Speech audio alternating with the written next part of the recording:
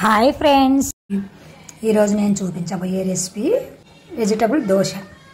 సన్నగా తరిగిన కొత్తిమీర, సన్నగా తరిగిన టమాటా, సన్నగా తరిగిన క్యాప్సికమ్, రుచి పెట్టుకున్న స్వీట్ కార్న్, సన్నగా తరిగిన ఆనియన్స్. దోశ పిండిని మామూలు మనం దోశ ఎలా వేసుకుంటాం, మామూలు దోశ పిండి ఇది. దీన్ని మనం సోడా, ఉప్పు అంతా వేసి కలబెట్టుకొని పెట్టుకున్నాను. దోశ పెన్నం పెట్టి వేడి చేసి పెట్టుకున్నాను. దోశని వేసేసి కొంచెం అలా స్ప్రెడ్ చేసి వీటిపైన మనం ముందుగా తరిగినవి 1 by 1 అన్నీ కొంచెం కొంచెం వేసుకొని మళ్ళీ పైన ఆయిల్ వేసుకోవాలి. ఫస్ట్ ఆనియన్ వేసుకోండి, ఎందుకంటే ఇది కొంచెం స్మెల్ వస్తాయి కదా, కొంచెం మగ్గితే బాగుంటాయి. అందుకని ఫస్ట్ ముందు అది వేసుకోవాలి. తర్వాత మన ఇష్టం అండి, ఏవైనా వేసుకోవచ్చు. పిల్లలకి ఇలా చేసి పెట్టండి, కలర్ఫుల్గా ఉంటుంది.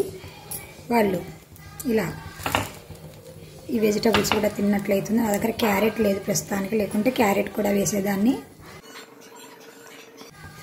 చూస్తుంటేనే నాకే నోట్లో నీళ్ళు ఉడుతున్నాయండి, చాలా కలర్ఫుల్గా కనిపిస్తుంది.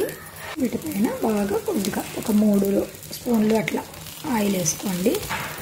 కొంచెం ఆయిల్ వేసుకుంటే ఇవన్నీ మగ్గుతాయి. ఆయిల్ ఎక్కువ తినకూడదు అంటారు, కానీ కొన్ని వాటికి వేయక తప్పదండి. ఇలా కొంచెం ప్రెస్ చేయండి, ఎందుకంటే మనం ఇవి తిప్పి కాల్చుకుంటాం కదా, అప్పుడు ఊడిపోకుండా ఉంటాయి. ఒకవైపు కాలాక మరి రెండో వైపుకు చిన్నగా టర్న్ చేసుకోండి. మరి కొంచెం ఇలా ప్రెస్ చేయండి. మరి కొంచెం ఆయిల్ వేసుకోండి. ఇటుపక్క 1 స్పూన్ చాలు. ఇటుపక్కకి మళ్ళీ టర్న్ చేసుకోవాలి. చిన్నగా నిదానంగా చేసుకోండి. వీటిని ఈ దోశలోకి పప్పుల చట్నీ అయినా బాగుంటుంది, లేదు అంటే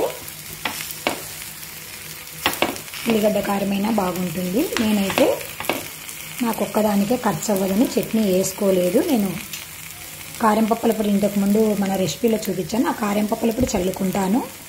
ఇలాగ కారం పప్పుల పొడి చల్లుకొని వేడివేడిగా తింటే చాలా టేస్టీగా ఉంటుంది ఫ్రెండ్స్. మీరు కూడా తప్పకుండా ట్రై చేసి మీకు ఎలా వచ్చిందో మాకు కామెంట్ రూపంలో తెలియచేయండి ఫ్రెండ్స్. Bye bye friends.